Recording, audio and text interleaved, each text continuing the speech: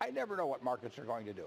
There's never been a time in my life when I know what markets are going to do over a long period of time. They're going to go up.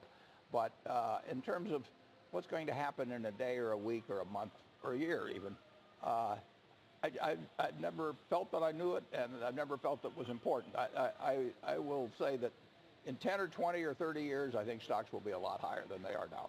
You know, I know you look at things like that, but I also know that you look at stocks and try to decide if they're fairly valued, if they're overvalued, if they're looking cheap at this point. And we have been waiting for a correction for an awfully long time. That's finally come. Do stocks look cheaper to you, just based on where we've come? Well, anytime stocks go down, as far as I'm concerned, I like it because I'm a net buyer of stocks. I've been buying stocks ever since I was 11 years old. So when stocks go down, it's good news. Just like when hamburgers go down, it's good news, or Coca-Cola goes down, it's good news in terms of anything I buy.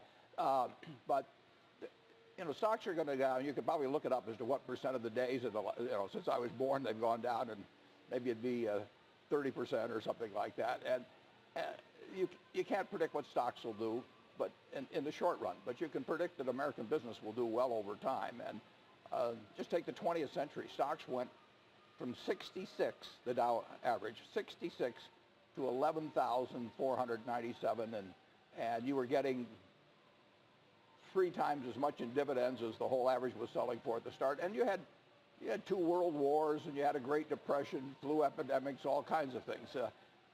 American business will do fine over time, and if you own a piece of it, and if you don't beat yourself, the only person that can cause you to get a bad result in stocks is yourself.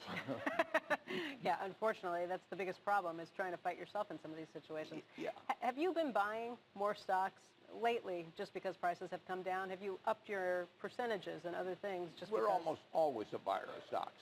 So we have bought more stocks since the end of the year.